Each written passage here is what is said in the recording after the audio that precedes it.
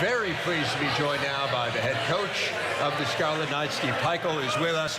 Coach, it is so clear, I think, and we talked about this 100% while you guys were in the midst of a losing streak, that you were getting better. I had one of your games. We talked about how much better you were getting.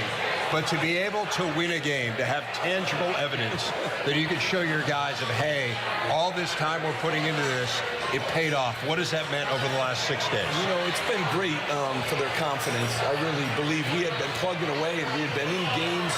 Just weren't able to kind of finish them off at the end.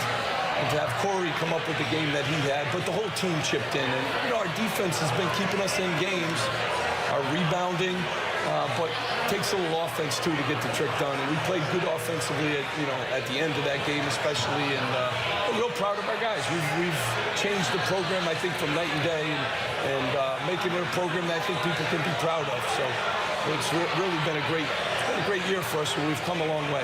Well, so many people, when you have a coaching change, talk about kind of changing the culture and how you're going to change the culture, what that actually means. But for Rutgers, and I mean no disrespect, it was really starting with a foundation.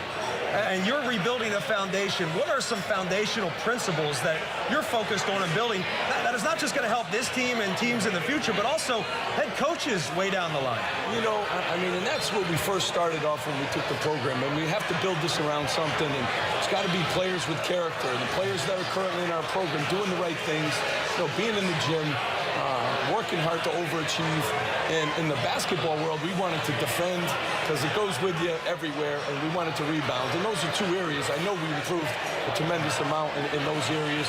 And those need to be the foundation of what we're trying to do moving forward. As we can improve our, roster talent-wise, usually talent means offense. Guys get rated high because of offensive abilities, and hopefully we can get some of those guys too. But right now our guys are playing hard. They're doing the things in school academically. We had our best semester in 6 years academically. The rack is jumping again. We had 7,000 at the Nebraska game. It's a great university with great people, and we're going to make it a great basketball program. That being said, how important is it to get some good non-conference wins? And regardless of who you're beating, you're winning games. And I think we all agree, and I think you'd agree too, these were games that weren't wins last year, so they're all good wins. How important is that? Well, to interject, when I was doing your game against Michigan State, I asked you this question, and your response I thought was priceless. You said, all these teams looked at those games and said, this is a team we should beat, and we were able to beat them. There's no doubt. And, we had challenges in the non-conference. You want to build a tradition of winning. And, the way you schedule early gives you confidence moving forward. And we played some real competitive games early. We learned how to win. We have 12 wins right now. It's the most in the last 3 years right now to date, with a lot more games left to play. So, real proud, of the accomplishments, and real proud of my staff. Got a great staff, and worked tirelessly to make this a great basketball program. So, moving in the right direction. This is another big step to come in New York City and play in Madison Square Garden, and a great game against the ranked team who's just terrific. So this is exciting, too, for our university, for our alums, for our fans, for our recruits. I want to talk Corey Sanders for a second. Corey Sanders is one of those incredibly talented kids where he can get it going at times, but he had some struggles earlier this season. Is that kind of a system thing where he's trying to find his space? And in a way, do you have to break some kids to get them to buy in? And is he maybe one of them? You know what? I mean, you do have to. And, I've really stressed the importance of defense with him. He wasn't too into that at first. Hard to believe, right? Yeah. And now I think he's one of the best defensive guards in the league. And it really shows every day. It shows in practice how he prepares. I'm really proud of his development. He's 19 years old, too. People don't realize he's still young in his basketball, but he's come a long way. And he's a really good guard, and really glad to have him on our side. I'm 36, and I think I'm still young. You are, relatively speaking.